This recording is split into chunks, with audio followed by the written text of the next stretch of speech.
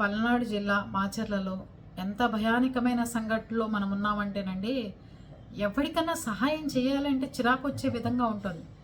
ఒకళ్ళ ఇంటికి వచ్చి మంచినీళ్ళు కావాలమ్మా అని అడిగట. సరేనా ఆవిడ వెళ్ళి మంచినీళ్ళు తెచ్చే లోపల ఆవిడ మీద లైంగిక దాడి చేయబోయాడు. అంతేకాకుండా ఆవిడ్ని పలుమార్లు ఇనప రాడ్డో సువ్వతోనో పొడిచి గాయాలు కూడా చేశాట. ఆవిడ వెళ్ళి వాటర్ తీసుకొచ్చే లోపలే ఆవిడ మీదకి దాడి చేసే ప్రయత్నం. అంటే ఎండాకాలం ఎవరో మనిషి వచ్చాడు, పోనీలే పాపం మనం ఏదో ఒకటి అతనికి నీళ్ళు ఇచ్చిన వాళ్ళం అవుతామని.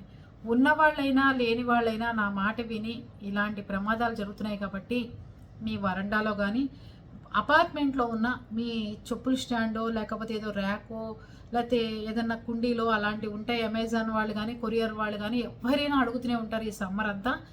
చిన్న చిన్న వాటర్ బాటిల్స్ ఉంటాయి, చక్కగా అవి తెప్పించుకుని 10 రూపీస్వి అక్కడ పెట్టేసి ఇష్టం వచ్చిన వాడు తాగుతాడు లేదు, మనకి మళ్ళీ గిల్టీ, వాడికి మంచినీళ్ళు ఇవ్వలేకపోయామని. దానికోసం మనం లోపలికి వెళ్తాం, వాడు ఎవడొకడు మన మీద దాడి చేయటం.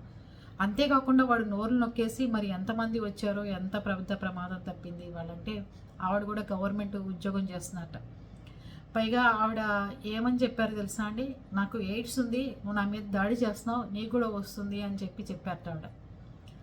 అంటే వాడు అప్పటికైనా మారుతాడు. అప్పుడు ఇంకా ఖర్చు ఎక్కువైపోయి వాడికి పలుమార్లు ఆవిడ మీద దాడి చేసి అక్కడి నుంచి వెళ్ళిపోవడం జరిగింది.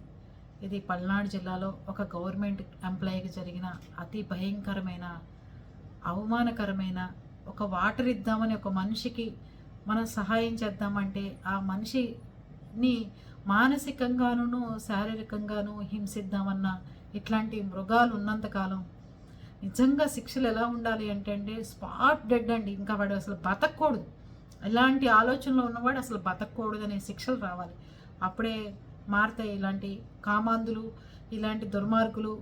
ప్రపంచంలో ఎవరినన్నా ఆడపిల్ల జోలికి వెళ్ళాలి అంటే భయపడే విధంగా ఉండాలని నా ఉద్దేశం.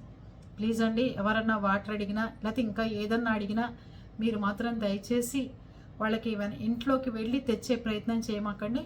చిల్లర డబ్బులు ఉన్న పర్సులు కూడా ఆ కబోర్డ్ దగ్గర హాల్లో పెట్టుకుంటే కొరియర్ ఏదొచ్చినా సరే మీరు క్యాష్ ఇచ్చే విధంగా ఉండండి.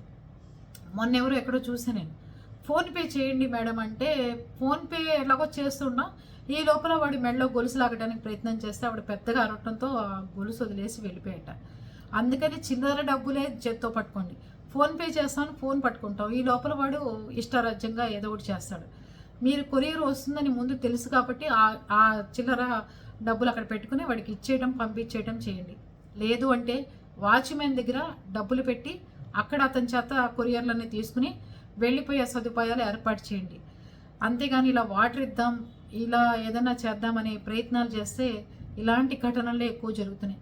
మాచర్లలో జరిగిన సంఘటన కూడా సేమ్ ఇలాంటిది. గబక్కుని తోసుకుని లోపలికి వచ్చేస్తే ఒక మగవాడు మనం ఎందాకని చెప్పి ఇలా చూడగలుగుతాం చెప్పండి. అమాంతం ఆవిడని తోసుకుంటూ లోపలికి వచ్చి చాలా రకాలుగా ఆవిడని ఇబ్బంది పెట్టి రాడ్డుతో కొట్టి పొడిచి చేస్తే ఆవిడ హాస్పిటల్లో ట్రీట్మెంట్ తీసుకునే పరిస్థితి. అది ఆడవాళ్ళందరూ చాలా జాగ్రత్తగా ఉండాల్సిన టైము. మీ ఏ కొరియర్లు ఉన్నా మీ ఇంట్లో మగవాళ్ళు లేకపోయినా ఎవరన్నా వాటర్ అడిగినా ఏది అడిగినా అన్ని సదుపాయాలు మీరు చక్కగా అందుబాటులో పెట్టుకోండి తప్ప గ్రిల్స్కి తాళాలు వేసుకోండి, మెస్ డోర్లకి గళ్ళు పెట్టుకోండి. దాన్ని దాటి మీరు బయటకు వచ్చి ఏదన్నా మాట్లాడే పరిస్థితి, రోజు వచ్చే కొరియర్ వాడైనా సరే రోజు తెలిసిన వ్యక్తి అయినా సరే మీరు మాత్రం మీ లిమిట్స్ క్రాస్ చేసి వెళ్ళొద్దు. ఓకేనా?